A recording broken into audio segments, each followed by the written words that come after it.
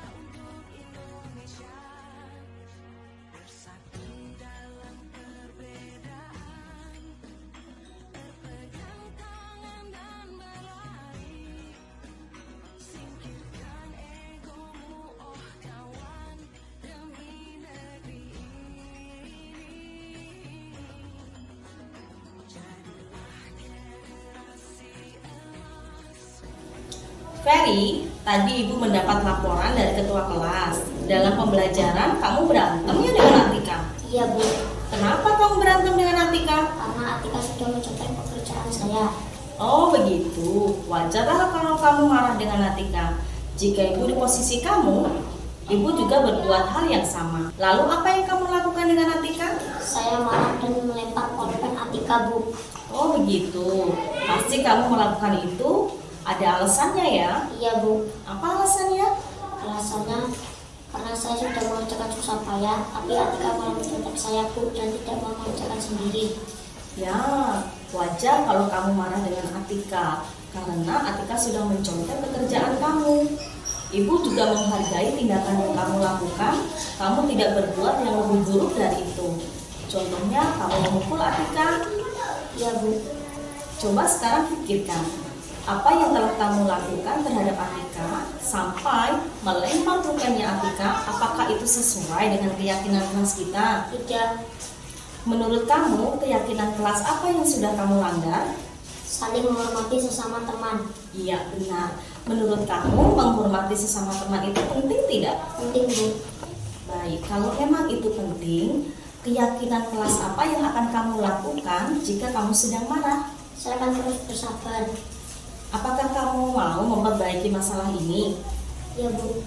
Apa yang akan kamu lakukan untuk memperbaiki masalah ini? Saya akan terus bersabar dan menahan amarah saya ketika teman saya mencontek, dan saya akan melaporkan kejadian ini kepada Bu Betty dan kepada guru mata pelajaran. Ya, benar sekali. Tindakan yang akan kamu lakukan itu tetap semangat ya. Sekarang kamu boleh kembali ke kelas. Terima kasih, Bu.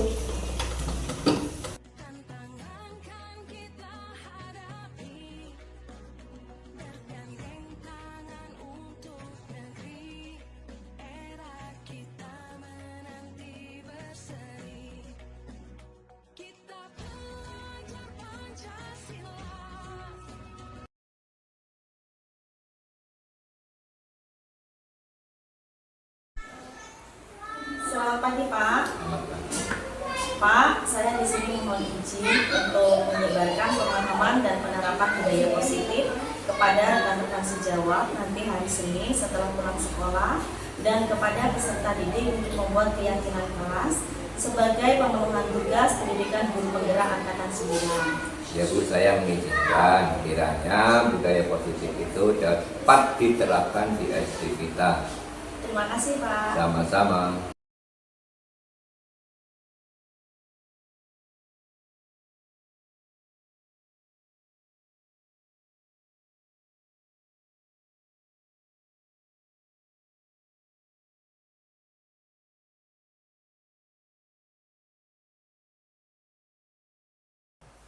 Assalamualaikum warahmatullahi wabarakatuh. Waalaikumsalam warahmatullahi wabarakatuh.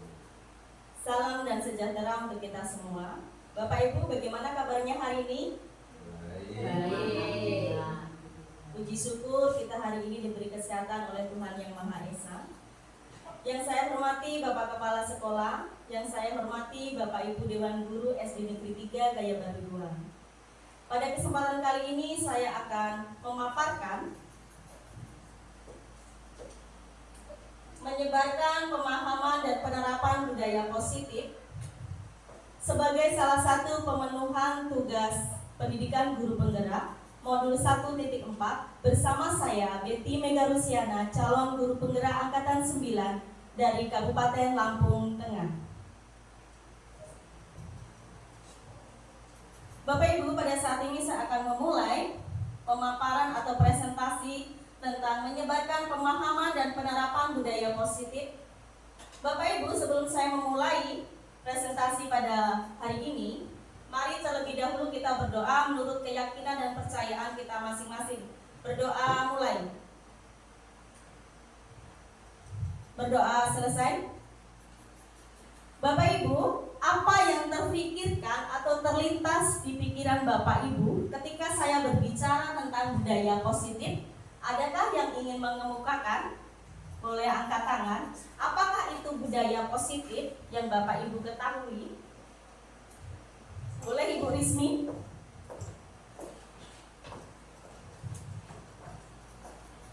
Baik, mohon izin untuk menjawab pertanyaan dari Bu Betty. Menurut saya, budaya positif itu merupakan suatu pembiasaan yang baik atau positif untuk dilakukan. Terima kasih.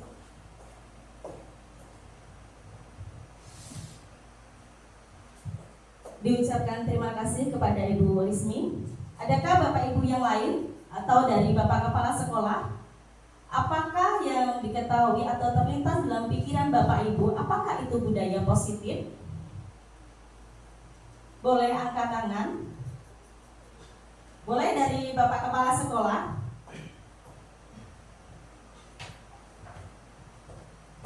Jadi untuk menanggapi masalah budaya positif yang tadi disampaikan oleh Bu Rizmi, nah dalam budaya positif ini bisa dimulai dari pertama, yaitu mengenai disiplin waktu, ya. Nah disiplin waktu ini kita dimulai dari kita keberangkatan ke sekolah, masuk ke kelas dan pulang. Nah itu adalah salah satu budaya positif yang perlu kita tetapkan di SD kita. Terima kasih.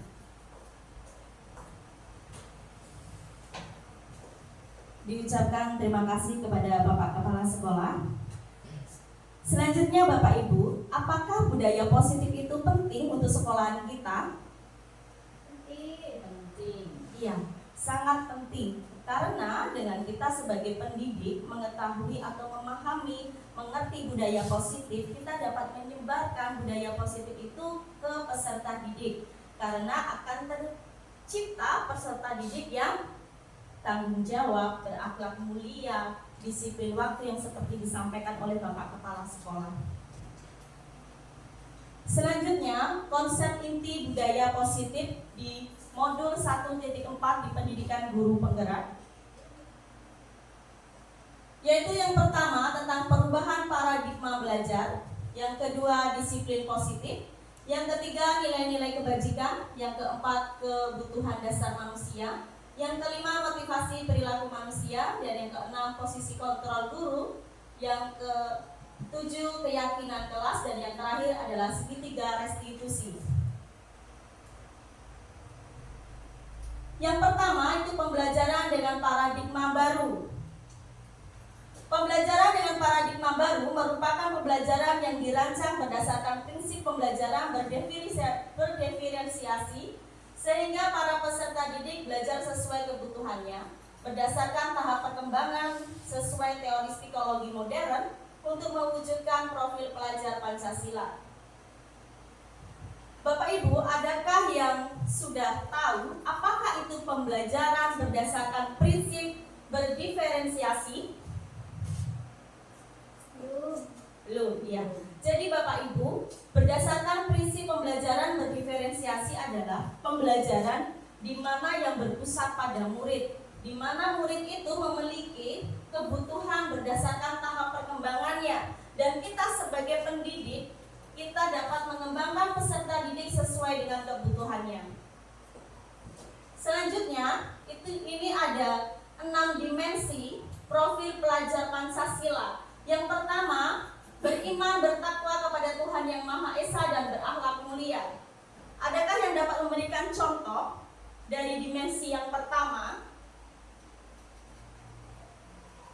Contohnya Bapak Ibu, dengan kita membimbing atau menuntun peserta didik seperti di sebelum pembelajaran anak-anak berdoa, sebelum pulang anak-anak berdoa, sehingga tercipta peserta didik yang berakhlak mulia dan berbudi pekerti. Selanjutnya berkebinekaan global, di mana peserta didik ini menjunjung tinggi kebudayaan yang ada di Indonesia. Yang ketiga bergotong royong, seperti di sekolah kita Jumat bersih, Bapak Ibu, setiap Jumat bersih atau setiap hari Jumat kita semua beserta anak-anak bersama-sama untuk membersihkan lingkungan. Atau di kelas juga adanya kerjasama berkelompok atau kerjasama antara guru dan murid. Selanjutnya yang keempat itu mandiri, di mana anak-anak di hari Senin anak-anak berani atau bertanggung jawab menjadi petugas upacara secara mandiri. Selain itu juga, anak-anak di dalam kelas berani mengeluarkan pendapat.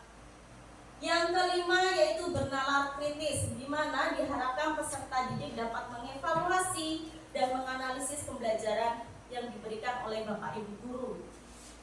Selanjutnya kreatif, diharapkan dengan dimensi yang keenam, adanya peserta didik yang menciptakan ide-ide yang kreatif. Selanjutnya, miskonsepsi tentang teori kontrol, di mana yang pertama, ilustrasi guru mengontrol murid. Ya, ada ilusi itu ada 4. Yang pertama yaitu ilustrasi guru mengontrol murid, di mana kita berpikir guru itu dapat mengontrol murid, tetapi pada dasarnya tidak, itu hanya ilusi belaka. Jika kita menyuruh anak itu melakukan sesuatu yang baik, anak itu melakukan yang buruk, dan kita menyuruh anak itu melakukan yang baik, tetapi saat kita lengah, anak itu dapat melakukan hal buruk kembali. Bukan begitu Bapak Ibu? Ada seperti itu? Ya. Selanjutnya, ilusi bahwa semua penguatan positif efektif dan bermanfaat. Apakah ini benar? Dengan adanya penguatan positif yang efektif dan bermanfaat itu dapat tercipta peserta didik yang menerapkan budaya positif? Belum tentu Bapak Ibu. Kenapa? Karena budaya positif itu tercipta karena adanya motivasi dalam diri, bukan motivasi ekstrinsik, yaitu dari luar. Karena motivasi itu tercipta dari motivasi intrinsik. Belum adanya kesadaran dalam diri peserta didik. Selanjutnya yang ketiga, ilusi bahwa kritik dan membuat rasa bersalah mampu menguatkan karakter. Jika kita mengucapkan sesuatu dan menganggap anak itu, kamu harus melakukan seperti ini, tetapi saat tidak diawasi oleh guru, anak itu melakukan kesalahannya kembali. Seperti itu. Yang terakhir adalah ilusi bahwa orang dewasa berhak memaksa. Apakah ini benar? Orang dewasa itu berhak memaksa peserta didik? Tidak ya Bapak Ibu ya. Seperti saya kembalikan ke awal tadi, di mana motivasi itu terbentuk karena motivasi dari dalam diri, bukan motivasi dari luar. Jika motivasi itu dari luar, karena ingin dipuji, karena ingin mendapatkan penghargaan, seperti itu. Selanjutnya, mengubah paradigma stimulus respon ke pendekatan teori kontrol. Yang pertama, stimulus respon, di mana di sini di stimulus respon, pada kenyataannya kebutuhan itu kita sama, tetapi di teori kontrol kebutuhan kita itu berbeda. Ya benar Bapak Ibu. Yang kedua, semua orang terlihat hal sama, tapi di teori kontrol setiap orang memiliki gambaran yang berbeda-beda. Yang ketiga, kita mencoba mengubah orang agar berpandangan sama dengan kita. Teori kontrolnya, kita berusaha memandangi pandangan orang lain tentang dunia. Ini kembali ke awal, di mana setiap orang itu memiliki gambaran yang berbeda-beda atau pandangan yang berbeda-beda. Selanjutnya, perilaku buruk dilihat sebagai suatu kesalahan. Di teori kontrol, semua perilaku itu memiliki tujuan. Jadi ada suatu tujuan perilaku itu dilakukan, bukan dilihat dari perilaku buruknya saja. Selanjutnya, orang lain bisa mengontrol saya, tetapi di teori kontrol hanya Anda yang dapat mengontrol diri Anda sendiri. Jadi yang dapat mengontrol diri kita itu ya diri kita sendiri, bukan orang lain. Selanjutnya, saya bisa mengontrol orang lain, tetapi di teori kontrol Anda tidak bisa mengontrol orang lain. Kembali di atasnya, bahwa yang bisa mengontrol orang lain adalah diri orang lain sendiri. Kita dapat mengontrol diri sendiri. Selanjutnya, pemaksaan ada pada saat bujukan gagal. Di teori kontrolnya, kolaborasi, konsensus, menciptakan pilihan-pilihan yang baru. Dan yang terakhir yaitu model berpikir menang atau kalah. Kalau di teori kontrol, model berpikir menang-menang. Jadi dari stimulus respon kita ganti menjadi dengan teori kontrol.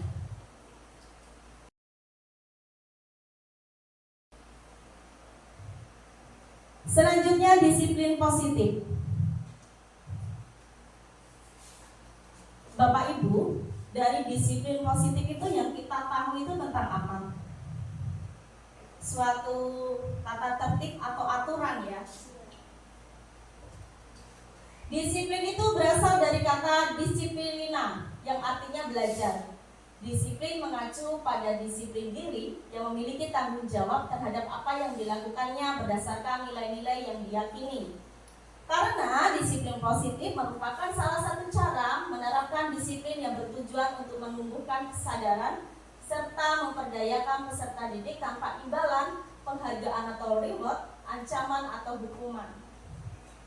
Dan kita sebagai pendidik itu tujuannya adalah menciptakan peserta didik yang disiplin diri atau menciptakan disiplin itu melalui dari dalam diri peserta didik sehingga mereka berperilaku mengacu kepada nilai-nilai kebajikan, universal dan memiliki motivasi intrinsik dalam perubahan perilaku ke arah yang lebih baik. Seperti yang saya katakan di awal tadi, di mana disiplin atau budaya positif itu dapat terlaksana atau diterapkan jika adanya kesadaran atau motivasi dalam diri. Contohnya seperti tadi, contohnya itu dengan adanya kesepakatan di nilai-nilai kebajikan, yaitu nilai yang disepakati bersama lepas dari suku bangsa, agama, bahasa maupun latar belakangnya.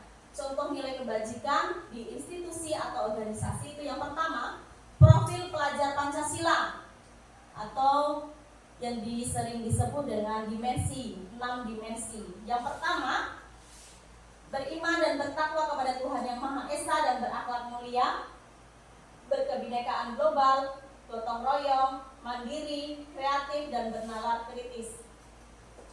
Yang kedua, Ibo Primary Youth Program atau PYP, di mana adanya toleransi, rasa hormat, integritas, mandiri, menghargai, antusias, empati, keingintahuan, kreativitas, kerjasama, percaya diri, dan komitmen. Yang terakhir adalah keterampilan hidup, dapat dipercaya, lurus hati, pendengar yang aktif, tidak merendahkan orang lain, dan memberikan yang terbaik dari diri. Ini adalah contoh dari disiplin positif yang disepakati bersama. Selanjutnya kebutuhan dasar manusia. Jadi Bapak Ibu, jika peserta didik itu dari kebutuhan dasarnya ada salah satu yang tidak terpenuhi, peserta didik itu akan melakukan perilaku yang tidak sesuai. Karena kebutuhan dasar manusia adalah segala sesuatu yang kita lakukan untuk mendapatkan apa yang kita inginkan. Seluruh tindakan yang kita lakukan memiliki tujuan tertentu dan semua usaha terbaik yang kita lakukan adalah dalam rangka agar kebutuhan dasar kita. Adapun 5 kebutuhan dasar manusia. Yang pertama yaitu bertahan hidup, meliputi makanan, pakaian, tempat tinggal, keamanan dan kesehatan. Mungkin kita pernah di dalam kelas kita mendapati murid yang tidur-tiduran atau lemas. Yang kita lakukan Bapak Ibu, kita tidak langsung memarahi anak tersebut atau menghukum anak tersebut. Tetapi apa yang kita lakukan? Yang kita lakukan adalah berkomunikasi dengan anak tersebut. Mungkin saja kebutuhan bertahan hidupnya ini tidak terpenuhi, seperti belum sarapan atau kesehatannya terganggu. Selanjutnya, yang kedua, kasih sayang dan rasa diterima, meliputi rasa diterima, dipedulikan, berbagi, kerjasama, menjadi bagian dalam kelompok. Bapak Ibu di kelas pasti pernah menerapkan pembelajaran secara berkelompok. Saya pernah mendapati di mana satu peserta didik dalam bekerja kelompok itu tidak diajak berdiskusi dengan temannya, sehingga dia tidak mendapatkan rasa diterima dalam kelompok itu. Jadi tidak mendapatkan kebutuhan dasar, kasih sayang dan rasa diterima di kelas itu atau di kelompok itu. Selanjutnya penguasaan, meliputi harga diri berkeinginan untuk dianggap, memimpin, berprestasi, diakui dan didengar. Di mana ada peserta didik yang ingin terus maju ke depan untuk mengerjakan soal, di mana anak itu berprestasi atau ingin dipuji, ingin menguasai. Selanjutnya kebebasan, meliputi mandiri, memiliki pilihan, mencoba hal baru, mampu mengendalikan arah dirinya. Jadi seperti ini Bapak Ibu, di dalam pembelajaran, jika anak tersebut kita memberikan materi secara ceramah, anak itu akan merasa bosan. Dia akan duduk, diam, seperti itu dari awal sampai akhir, sehingga terjadilah kejenuhan, tidak adanya kebebasan peserta didik untuk pembelajaran. Maka dari itu, marilah kita bersama-sama untuk menciptakan perubahan yang baru dengan pembelajaran yang inovatif dan kreatif, tidak menggunakan model pembelajaran ceramah saja. Selanjutnya kesenangan, yaitu di dalam pembelajaran ada bermain, humor, antusiasme, atau tertawa. Jadi di dalam pembelajaran itu, agar anak itu nyaman, semangat dalam pembelajaran, boleh kita adakan ice breaking, permainan, adanya humor, sehingga di dalam pembelajaran itu anak-anak tidak bosan dan tidak merasa diterima, tetapi anak-anak itu semangat dan fokus dalam pembelajaran, sehingga tercipta pembelajaran yang aman dan nyaman.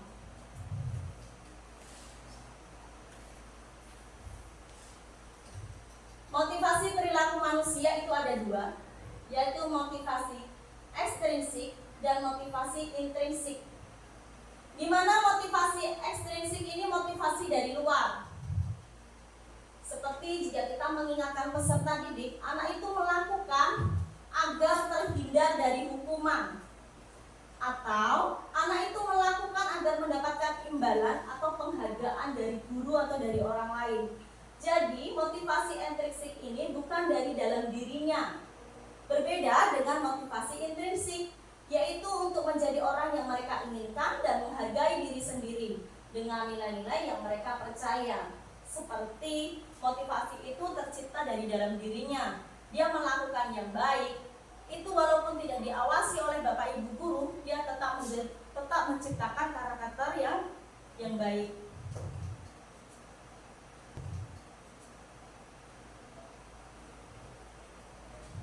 Ya, budaya positif. Budaya positif itu untuk menciptakan motivasi dalam diri. Ada hubungannya dengan hukuman, konsekuensi, dan restitusi. Untuk hukuman dan konsekuensi, kata ini pasti sudah tidak asing ya Bapak Ibu ya.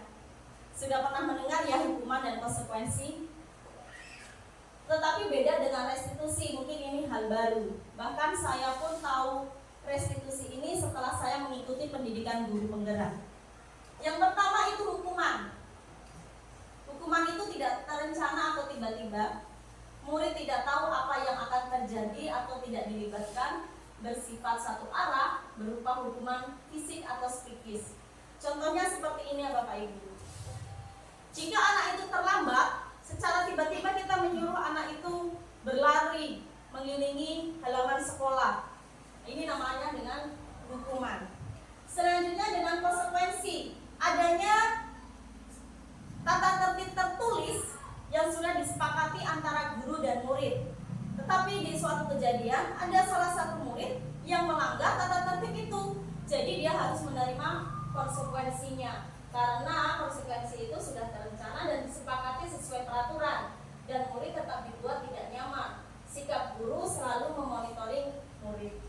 Contohnya, ada anak yang tidak memakai seragam lengkap waktu upacara bendera, seumpamanya tidak memakai topi, sehingga anak itu harus menerima konsekuensinya, seumpamanya menyapu halaman atau membersihkan lingkungan sekolah, seperti itu. Selanjutnya adalah restitusi. Restitusi ini proses menciptakan kondisi bagi murid untuk memperbaiki kesalahan. Adanya proses kolaboratif yang mengajarkan murid untuk mencari solusinya sendiri. Di mana jika anak itu melakukan suatu kesalahan, kita tidak langsung memberikan hukuman atau kita memberikan konsekuensi, tetapi kita adakan musyawarah dulu atau kita ajak komunikasi. Mengapa anak tersebut melakukan itu? Apa alasannya dan bagaimana cara memperbaikinya? Jadi anak itu membuat kesalahan sendiri dan anak itu juga akan menemukan solusinya sendiri.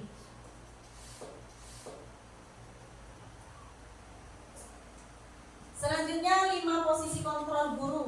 Yang pertama, penghukum, pembuat merasa bersalah, teman, pemantau, dan manajer.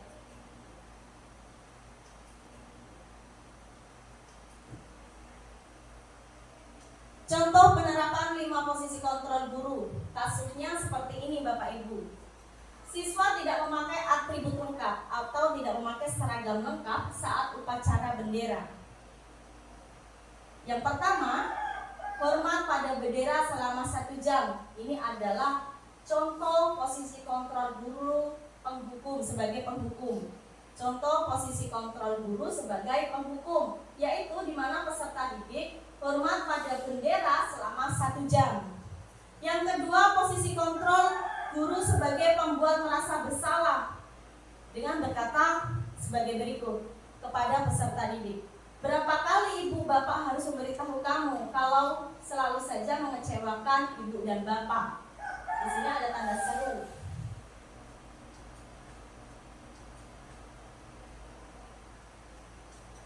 Di sini posisi kontrol guru sebagai teman. Ayo dong ikuti aturan sekolah. Tolong bantu bapak ibu ya sekali ini. Ya sudah tidak apa-apa. Lain kali jangan sampai berbuat seperti ini lagi ya. Ini adalah contoh kalimat guru sebagai teman saat berbicara kepada peserta didik.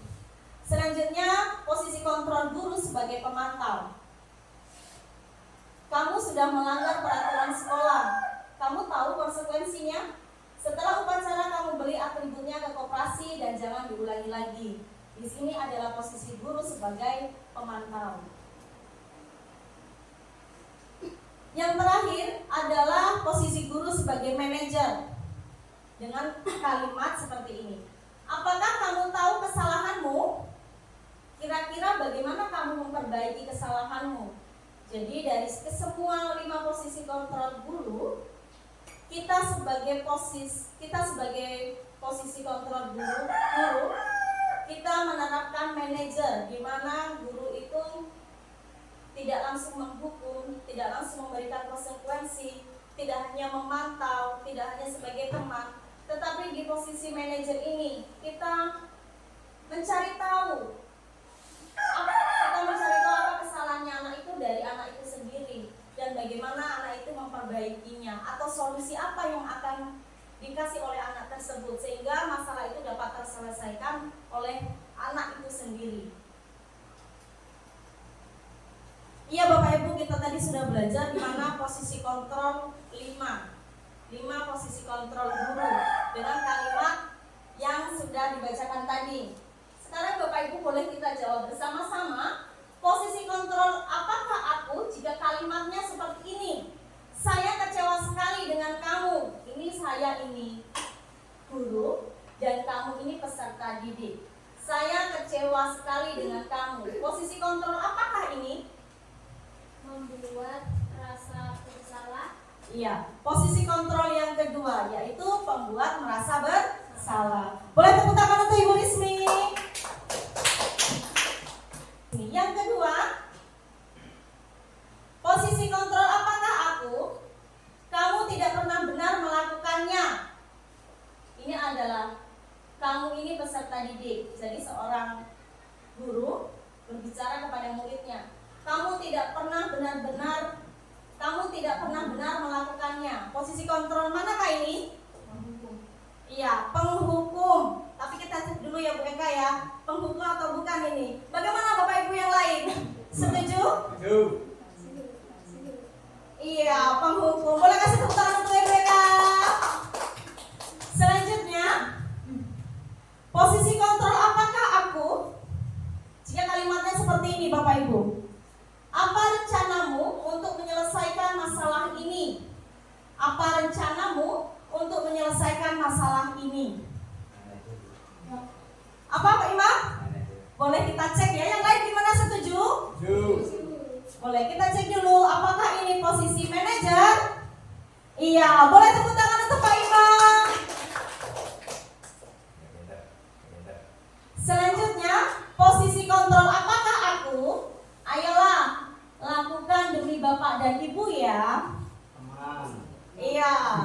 Posisi kontrol sebagai, boleh kita cek ya Bapak Ibu ya jawabannya benar atau tidak. Oke, beri tepuk tangan untuk Bapak Kepala Sekolah. Dia ada 5, kita sudah jawab 4. Posisi kontrol apakah aku? Kamu tidak pernah mendapatkan nilai jika tidak mengerjakan tugas. Posisi kontrol apakah ini? Pemantau. Kita cek ya Bapak Ibu ya. Iya benar sekali. Boleh tepuk tangan untuk Bapak Kepala Sekolah. Selanjutnya adalah keyakinan kelas. Di sini ada pertanyaan Bapak Ibu. Mengapa harus keyakinan kelas? Mengapa bukan peraturan kelas? Ada yang mau mencoba mengemukakan? Kenapa keyakinan kelas bukan peraturan kelas? Iya, jadi kenapa itu harus keyakinan kelas bukan peraturan kelas? Kalau peraturan kelas itu yang membuat peraturan hanya Bapak Ibu gurunya. Berbeda dengan keyakinan kelas. Kalau keyakinan kelas ini adanya kesepakatan. Pembentukan keyakinan kelas. Pembentukan keyakinan kelas itu bersifatnya abstrak, berupa pernyataan universal, dibuat dalam pernyataan positif, sedikit saja agar mudah diingat, sesuai dengan kondisi kelas dan sekolah sehingga mudah diterapkan. Semua warga sekolah atau warga kelas dilibatkan saat membuat keyakinan kelas. Contohnya, seumpama di kelas kita akan membuat keyakinan kelas. Perkataannya seperti ini. Tidak terlambat. Itu, tetapi keyakinan kelas datang tepat waktu. Jadi dengan pernyataan yang positif. Seperti itu. Seumpamanya ada lagi. Tidak boleh ribut. Kita membuat keyakinan kelasnya tercipta suasana yang aman. Seperti itu. Atau melaksanakan piket kelas seperti itu. Sehingga adanya pernyataan yang positif di dalam keyakinan kelas. Yang terakhir adalah segitiga restitusi. Di mana segitiga restitusi itu suatu proses dialog atau komunikasi yang dijalankan oleh guru agar dapat menghasilkan murid yang mandiri dan bertanggung jawab. Di sini ada 3 tahap. Yang pertama, menstabilkan identitas, validasi tindakan yang salah, dan yang ketiga, menanyakan keyakinan. Yang pertama, menstabilkan identitas. Berdasarkan prinsip membuat kesalahan adalah bagian proses pembelajaran, di mana menstabilkan peserta didik itu dengan kalimat seperti ini, berbuat salah itu wajar. Tidak ada manusia yang sempurna. Ibu bapak juga pernah melakukan itu. Ibu bapak tidak mau mencari siapa yang salah, tapi ibu bapak ingin mencari solusi dari permasalahan ini. Kamu berhak merasa begitu. Ini adalah contoh kalimat di mana menstabilkan identitas kepada peserta didik. Yang kedua, validasi tindakan yang salah. Berdasarkan prinsip setiap perilaku berupaya memenuhi suatu kebutuhan tertentu, yaitu dengan menerapkan kalimat seperti ini Bapak Ibu. Yang pertama, kamu pasti punya alasan mengapa melakukan hal itu. Yang kedua, padahal kamu bisa melakukan yang lebih buruk dari ini ya. Yang ketiga, kamu patut bangga karena telah melindungi sesuatu yang penting buatmu. Dan yang terakhir, kamu melakukannya karena mempertahankan sesuatu yang penting bagimu. Jadi dari validasi tindakan yang salah ini, kita dapat mengetahui alasan dari peserta didik itu melakukan itu. Alasannya apa? Dan yang terakhir, menanyakan keyakinan. Berdasarkan prinsip teori kontrol bahwa pada dasarnya kita termotivasi secara intrinsik atau termotivasi dari dalam diri. Yang pertama, apa keyakinan kelas kita? Nilai-nilai apa yang telah disepakati bersama? Seperti apa gambaran sebuah kelas yang ideal menurut kamu? Yang terakhir, kamu ingin menjadi orang yang seperti apa? Jadi dengan menanyakan keyakinan kelas, anak itu dapat mengerti atau dapat menemukan sendiri keyakinan kelas apa yang telah mereka langgar dan bagaimana memperbaikinya atau bagaimana solusinya. Berikut Bapak Ibu, inilah contoh penerapan segitiga restitusi yang saya lakukan. Ferry, tadi Ibu mendapat laporan dari ketua kelas. Dalam pembelajaran kamu berantem ya dengan Atika? Iya Bu. Kenapa kamu berantem dengan Atika? Karena Atika sudah mencontek pekerjaan saya. Oh begitu, wajarlah kalau kamu marah dengan Atika. Jika Ibu di posisi kamu, Ibu juga berbuat hal yang sama. Lalu apa yang kamu lakukan dengan Atika? Saya marah dan melempar pulpen Atika Bu. Oh begitu, pasti kamu melakukan itu ada alasannya ya? Iya Bu. Apa alasannya? Alasannya karena saya sudah mencoba susah payah, tapi Atika malah mencintai saya Bu dan tidak mau mengerjakan sendiri.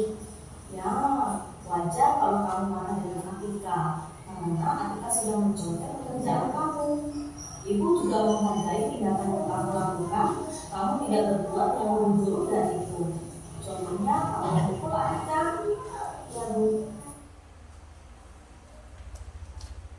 Coba sekarang pikirkan, apa yang telah kamu lakukan terhadap Atika sampai melempar pulpennya Atika, apakah itu sesuai dengan keyakinan kelas kita? Tidak.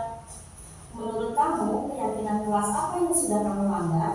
Saling menghormati sesama teman. Iya, benar. Menurut kamu, menghormati sesama teman itu penting tidak? Penting Bu. Baik, kalau memang itu penting, keyakinan kelas apa yang akan kamu lakukan jika kamu sedang marah? Saya harus bersabar. Apakah kamu mau memperbaiki masalah ini? Iya Bu. Apa yang akan kamu lakukan untuk memperbaiki masalah ini? Saya akan terus bersabar dan menahan amarah saya ketika teman saya mencontek dan saya akan melakukan jadi ini kepada Bu Betty dan kepada guru mata pelajaran. Ya, benar sekali. Tindakan yang akan kamu lakukan itu tetap semangat ya. Sekarang kamu boleh kembali ke kelas. Terima kasih Bu. Saya yakin Bapak Ibu sebelumnya sebenarnya sudah pernah melakukan ini, tetapi kita tidak tahu bahwa ini adalah yang namanya restitusi.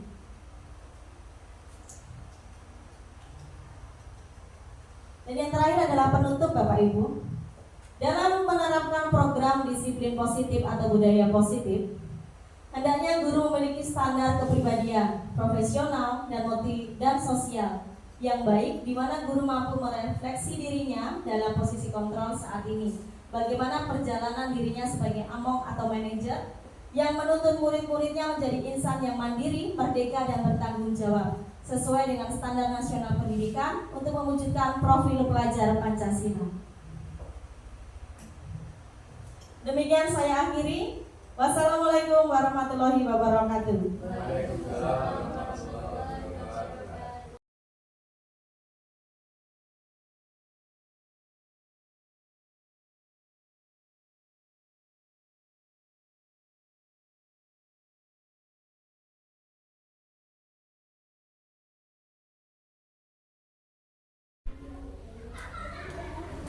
Selamat pagi anak-anak.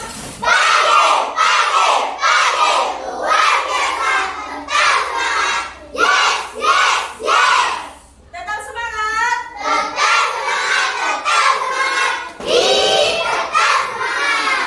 Mana tepuk tangannya untuk hari ini?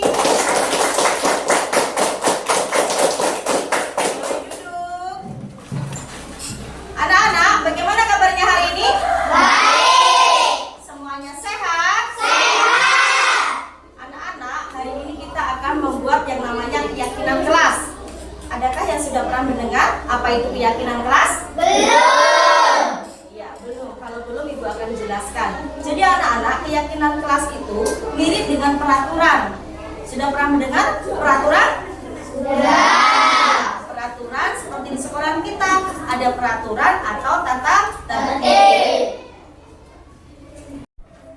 Di kelas kita juga harus ada yang namanya peraturan dalam bentuk keyakinan kelas. Karena apa? Dengan adanya keyakinan kelas, anak-anak dapat meyakini dalam diri dan melakukannya dengan penuh tanggung jawab sesuai dengan nilai-nilai yang sudah disepakati. Contohnya, keyakinan kelas antar teman atau keyakinan kelas antar sesama guru, seperti itu. Ada yang mau ditanyakan? Sudah. Semuanya sudah paham? Sudah. Kalau sudah paham, Ibu akan membagikan setiap anak satu lembar kertas. Nanti silakan anak-anak tulis satu keyakinan atau satu kalimat yang ingin anak lakukan di kelas ini menggunakan kalimat yang positif. Setelah nanti anak-anak menulis di sini, anak-anak tempelkan di depan. Ini adalah papan untuk keyakinan kelas kita. Nanti kalau ada kalimat yang sama, Ibu akan pilih satu agar keyakinan kelas kita terbentuk. Ada yang mau ditanyakan? Tidak. Semuanya sudah jelas? Sudah. Boleh disiapkan penanya?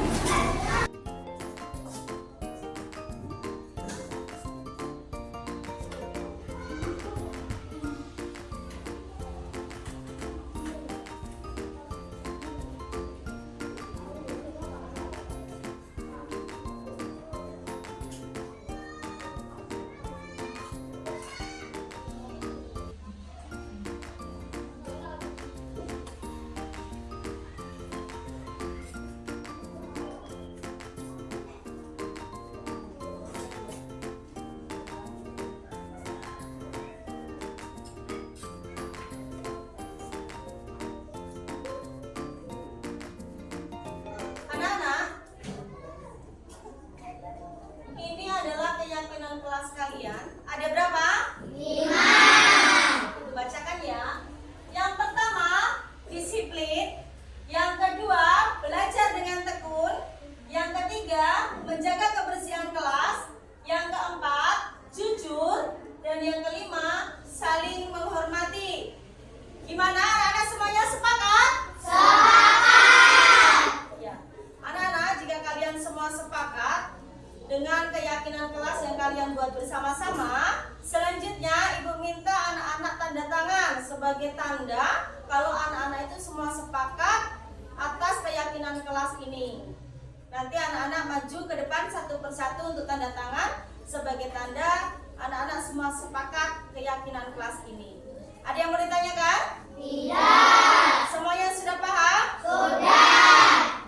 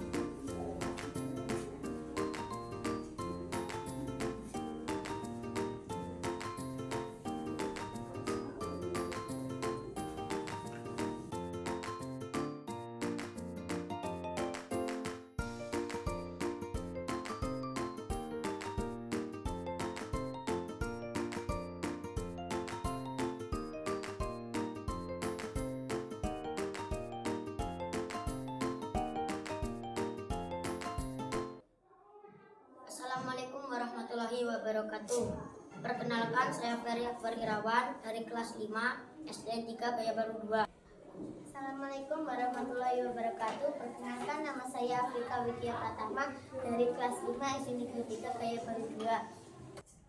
Assalamualaikum warahmatullahi wabarakatuh. Perkenalkan, nama saya Muhammad Ilham Ramdhani dari kelas 5 SDN 3 Gayak Baru 2. Om Swastiastu, perkenalkan saya Nilu Dewi Widari dari kelas 5 SD Negeri 3 Gaya Baru 2.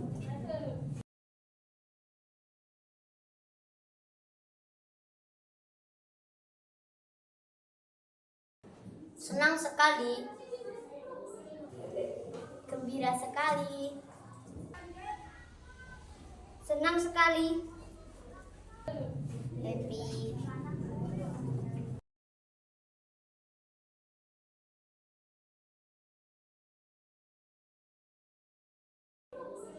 sangat penting,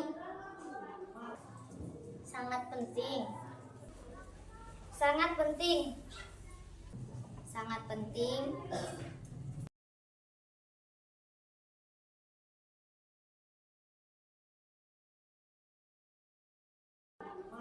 agar menjadi anak yang lebih baik, Agar menjadi anak yang disiplin. agar menjadi anak jujur, Agar menjadi anak yang bertanggung jawab.